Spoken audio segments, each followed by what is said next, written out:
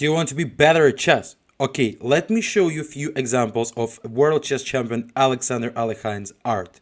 We will unlock the positional conceptions he used, and you will definitely improve your game. My name is PavelChess, and welcome you here on my YouTube channel, and let's start. In this position, Alekhine played as white against Max Euwe. So that's a very well-known theoretical situation. The main moves for black are g5 or f6 and the line is very sharp, but Euwe used the old one-line bishop e6. After which Alekhine took on e5, took and made the castle. So this position is a bit better for white, but let's see how Alekhine used his small advantage and converted to a bigger one. After bishop e7, the logical move to mate the castle, Alekhine have a first critical moment. He needs to understand how to move his pieces into the game. And he starts with a nice move, queen goes to c2. The point that is the critical moment here, the pin on the knight on e5, and by using the queen on c2 at some moment we can play knight b5, and we are still flexible with the rooks. We can play like this or even change our mind in the future. Euwe played in this position rook goes to d8, rook goes to d1. We definitely need to fight for the open line, it's necessary. Castle, knight goes to b5. So as Alekhine has an advantage, he's trying to play active. That's one of the general rules when you're having an advantage. You need to be active, just not to waste this advantage. Euwe decided to take and play queen e5. So he's trying to make it on tactics, because after bishop takes e5, c takes b5 is exist now. What Alekhine is doing here is knight goes to d4, a very nice move, because now we are attacking the bishop on e6 and we want to destroy the pawn structure of black by knight takes e6. So more or less bishop c8 is a forced move. And here again the critical position. Black needs up to like 2 moves to fix the position, right? And to get it normal. For the moment we see that the knight on e5 is the hanging one and only protected with the queen. And that's why Alekhine creates a very nice idea. The powerful move b4. I think that Euwe blundered that move when he played queen to a5. The point of that, like, if we will try to play knight b3 immediately, it's not so helpful. I will explain you later why. If we will try to play bishop d2, okay, I can go back to c7. And like the type of this position is not looks bad for black, right? So why b4 is so powerful? Basically queen b4 does not exist because we have bishop takes e5. But straight after bishop takes b4, we have a knight b3 trick. That is the moment where white can use an advantage. The point now, after queen c7 that is forced, we have queen e4 that is a double attack. And in some line like bishop c3, rook c1, bishop b2, rook goes to b1 for example, bishop goes to c3, queen f3. We will still try to attack all this pieces. So in this position, the only move for black to save a piece is to play g5. But after bishop takes g5, what's about the black's king? He's super weak. Super weak. It's impossible to survive here. Basically, the white's position is absolutely winning. So that's like a tricky tactics by Alekhine, isn't it? After the b4 move, Euwe decided to go back with the queen to c7. That looks logical. And Alekhine continues his attacking ideas. b5. Now he is attacking the structure on the queen side. That's basically forcing black to play c5 in this position. But the point now is that the c pawn is not like an advantage. I mean the passing pawn and so on.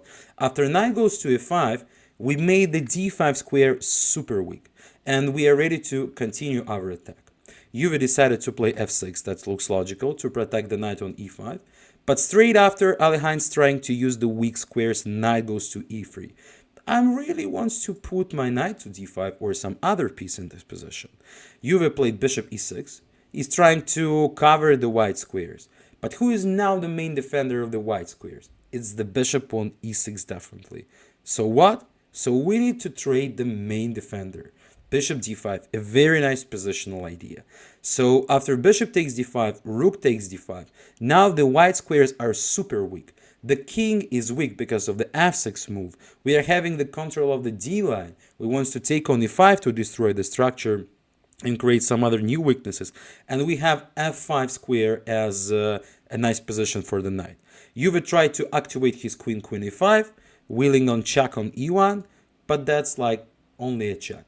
After knight e5, queen e1, nobody dies after the check, right? King goes to g2, we're still saving the position. Bishop on e7 is hanging, so bishop d8 forced. And now takes, rook d7. The classical position where the knight dominates over the bishop. The bishop is super weak and super bad because he restricted with his own pawns. The king is basically under attack because of a rook on the magnificent 7th rank, and the queen is too far away to help him. After bishop f6, Alekhine used some tricky tactics. Knight goes h6. You can't take here because of the queen h7 mate immediately. So after knight h6, you need to play king h8. But straight after queen goes c5, black decided to resign in this position. It's no chance to survive. Whites are doing an attack, taking a material advantage, absolutely winning. So a very nice example. So Alekhine took an advantage from the opening and he tried to be active, and attack all the time. Try to play active chess. That's what Alekhine taught us in this game. And we are ready to go to the next example. The next example, I want to start with from the endgame position. What is the point now that black's having a total domination? We see the weaknesses here, right? And that all white pieces should protect it. But what is the plan of improvement? How to win this position? The black, as they're having a domination, have a right to improve the position on maximum. So that's why, first of all, the nice step would be to bring the king to d5. Something like that, for example, right? Because the king on d5 could be flexible for the future consequences in the endgame when we would need this king. So what's Alekhine did? He started with bishop d6. Pay attention to this move, because now it's forcing black to play g3. So to put one more pawn on the black square, limit this bishop more, and potentially we even have some idea of h5, h4 to destroy the structure. So we are forcing some extra weaknesses, as we can do this. And now the king march is going up.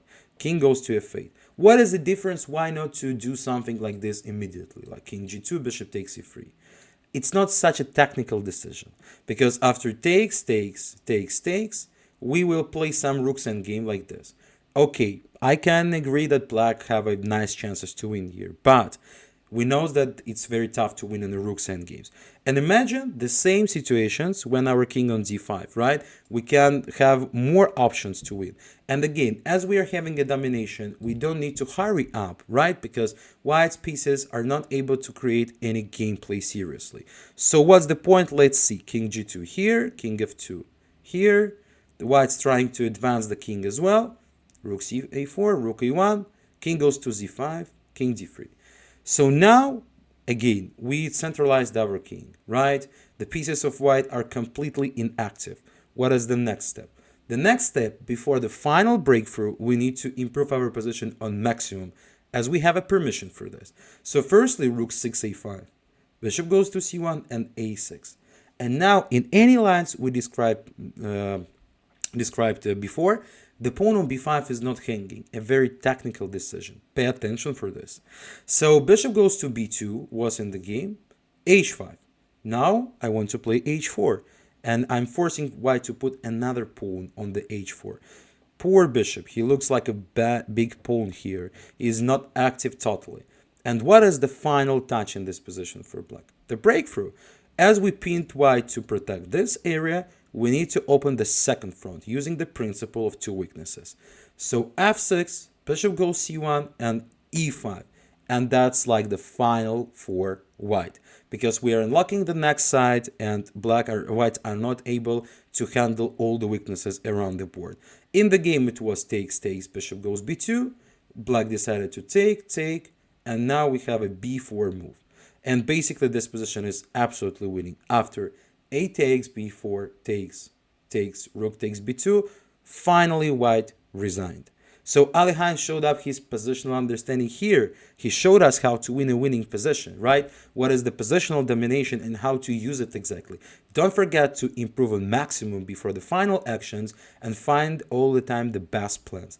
I hope that you enjoyed my tutorial and that was helpful for you. Thanks for watching, and don't forget to subscribe to my YouTube channel.